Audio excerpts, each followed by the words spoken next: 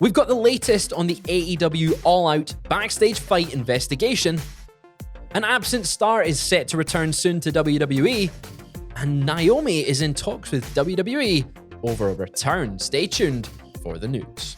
So it's been about a month and a half since the brawl out at All Out took place. And there's been an investigation going and not much. I feel like if you bite me at this point, people won't stop talking about it. It'll become bigger. That's what we need to do.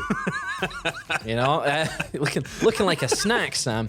But Wrestling Observer newsletter has given us some more information about the situation. So it said, regarding the situation with those suspended over the fights, that is CM Punk, the Young Bucks, Ace Steel, and Kenny Omega. In case you needed a refresher. None of the five have heard anything from AEW. All of the five are continuing to get paid, and when you figure the contracts for 4 of the 5 are well in the excess of $1 million, the total weekly outlay for people who are not working is enormous. Now, that's a lot of money. Yeah. Because, we can only speculate on how much each of them is on. Yeah. But for not being used and getting paid that much. But then is there like an offset maybe with the contract where its suspension time maybe counts back like WWE's injury time does? Like, there's got to be some sort of clause. Possibly, but you would think that would be suspension without pay. Ah, yeah. But they're suspended with, or seemingly suspended with pay, yeah, going off this report. But at least one person, not one of the 5 who was there, has not been interviewed, and there may be others. So the investigation is still ongoing. Most are frustrated because they want to be back working at this point. Punk may be the exception since he can't work for a long time due to the injury he suffered, and none of them are allowed to speak. But several want to. But they have no idea if they'll ever be allowed to, which is not uncommon. It depends entirely how far this goes, because I think an NDA may be brought into it if there's a lot more to this than we know, because there could be any number of things that aren't being talked about that are very serious that could have happened, or it could have just been exactly what we've heard. So I think if there's anything more serious going on behind it, there may be NDAs involved where we're not going to hear people speak until some shoot interview 20 years from now. Eating ravioli or something, and I'd die. That'd be great hearing from Kenny that way. But obviously, there's been loads of speculation about the future.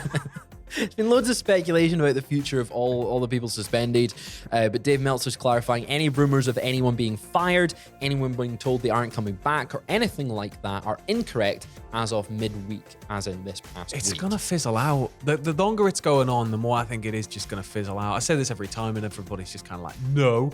But I just feel like, I'm past the point where I just want it to be resolved now. Yeah, I want the resolution to this whole situation. Have it happen. I want to know what happens. Hopefully, they're all going to still have their jobs, and it'll be fine. Hopefully that would be one way to go. None have been given any impression of a timetable of when this investigation will finish, unfortunately, because as it's been a month and a half now. They've got all the gumshoes out, does Tony, and their 1940s hats and their little notebooks. They've got to teach the dog how to speak English for the interview. But some thought this week that Adam Page's promo on Dynamite was talking about his friends disappearing, referencing Colt Cabana, Stu Grayson, Alan Angels, and about his former friends disappearing, which seems to be a reference to the Young Bucks and Kenny Omega for sure, as a sign that it's okay to acknowledge them on air. So at least we've got a month and a half later, we've had at least an acknowledgement. But we'll stay tuned on that. Do you think we'll find a resolution this month in this whole thing? I think it's got to be sooner rather than later, because the longer it goes on for, the more ridiculous it gets. And I think unless there's something really serious, like really, really serious involved, then ultimately I feel it's going to just be resolved. And, it might mean that people don't work together. It might mean that, there's a bit of distance, but I think now at this point, people just kind of want them back to a point where if you could just slap the money on the table and go have it out, I think it's a money match. Yeah, well, I'm looking forward to the eventual, inevitable Dark Side of the Ring documentary on this, but we're going to talk about another type of documentary in a second, because we've got an update on Vince McMahon appearing on a Netflix doc.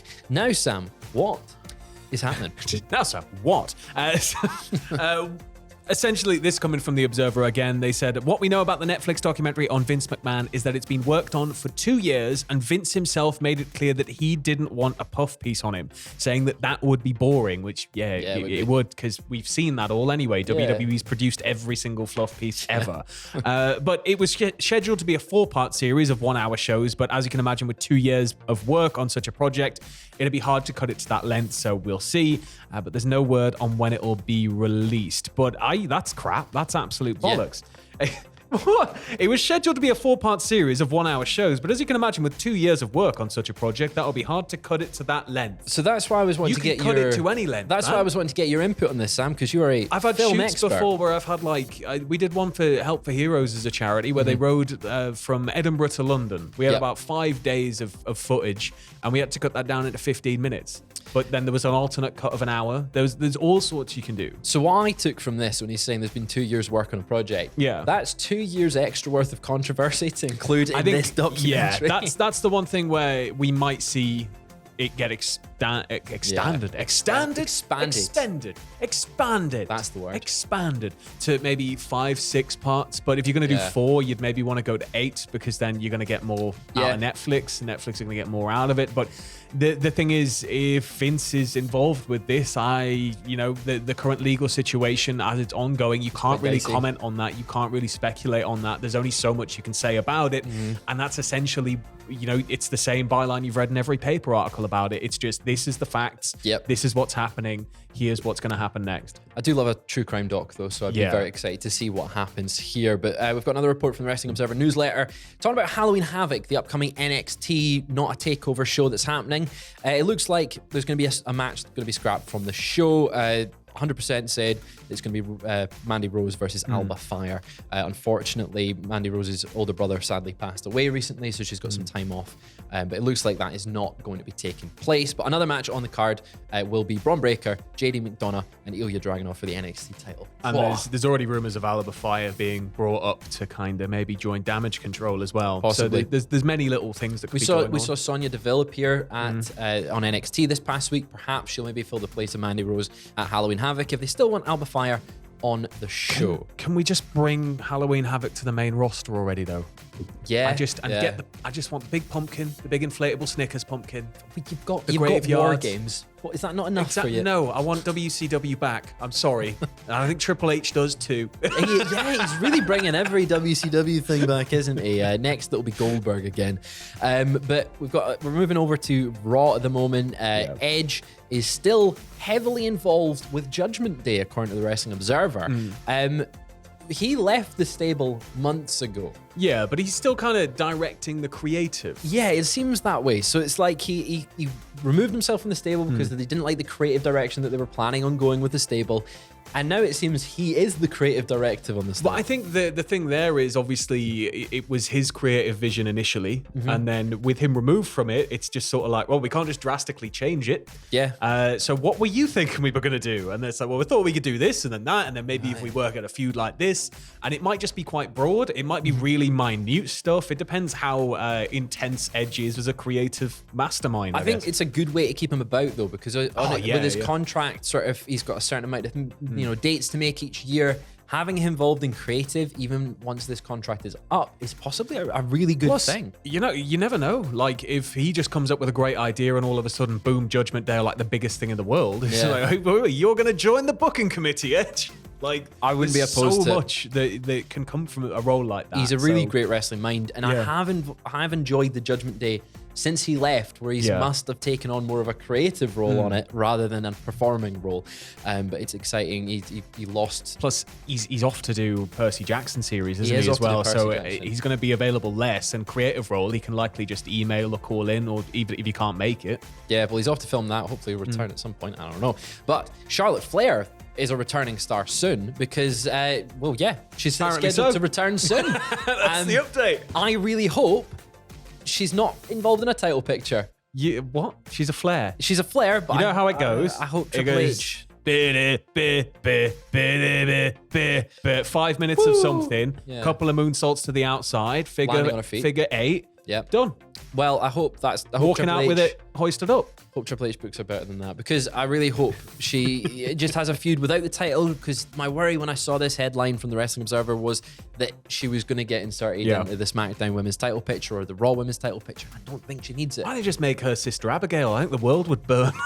They'd just be like, what? Yeah, that would work. I think it'd be a bit wild. There's no situation in which Charlotte's coming back unless there's a way you can get a really like white hot feud for her to a point where it doesn't need a belt, because ultimately she doesn't really need any more belts. That's the big sort of stumbling block a lot of people have with her, is that it's like Charlotte wins lol, and it's like, yeah, but she's Charlotte Flair now. She's Charlotte Flair in her own right. Like we know what she can do. We know what she's capable of. We know that she's got some great chops acting-wise when she's got a good feud going on. Yeah. And it's like, I think, there's surely a way we can return Charlotte in a manner where she's not just going to be, title. Yeah, I'd like to see her feud with Bayley without the title. Yeah. That would be nice. But it looks like WWE's bringing her back soon. But another WWE star WWE wants to bring back soon seems to be this is retro, Naomi. Bit of a throwback in it. We've not talked about this one for a good month and a half. My God, this is taking us back to May. It's been an ongoing thing. Naomi and Sasha walked out of WWE in May 16th to be exact. Yeah. And it seems WWE's been keeping in contact with them, trying to bring them back. And there was rumors that it had all been fine, it had all been settled, and they were on their way. Yeah, and then they appeared at the comic convention, and it was like, okay, and then well, Wrestling Observer Newsletter has given us another update. It says, regarding Banks and Naomi, there is nothing new on Naomi other than the fact that there are deal points with negotiations related to what is believed to be a new contract since her original deal was coming up before she walked out. Yeah. She would still be bound by the old contract currently as far as negotiating a new deal.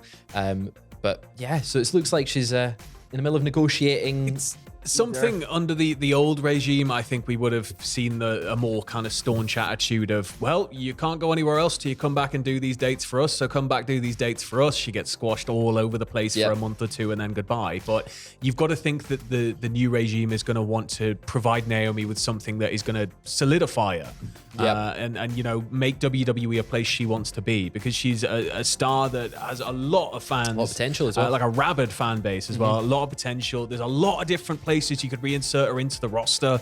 Of course, there was all that talk about maybe including her in the Bloodline feud and it's sort of in and around that. So there's all sorts of things you could do. But it makes sense, they'll be working out something cool to bring her back with, because I'd quite like to see a bit of a new Naomi, because it's not like she's been like samey for a long time, but I'd like to see like a new side to the character. It feels like we're seeing a new side from a lot of people these days. So well, she said it would still be bound by the old contract because, as you pointed out, WWE can freeze that old deal, and she won't be able to be a free agent until she works those remaining dates. So maybe we will see her back, maybe we won't. I hope we do. But as it was noted, her deal was almost up when she walked out, so she does have some dates to do. But that is all we have for the wrestling news this Saturday. Sam, have you got anything you want to plug? Your new video, actually. My new video comes out tomorrow. It comes out at lunchtime tomorrow, roughly, round about then. It is the Worst Shows Ever Great American Bash 1991. Which, I mean, if you've got the time today, just treat yourself. Well, yeah. I mean, I think treats may be the word. Treats, hell. It's not quite the room of wrestling shows, but it's definitely up there. Up there. It's more like it's the Samurai Cop. Samurai Cop of wrestling shows. But that is it. Go and watch that tomorrow. The podcast is out from last night. Go and watch that. We've got some great content on the channel. And we'll see you at some point soon. Yeah.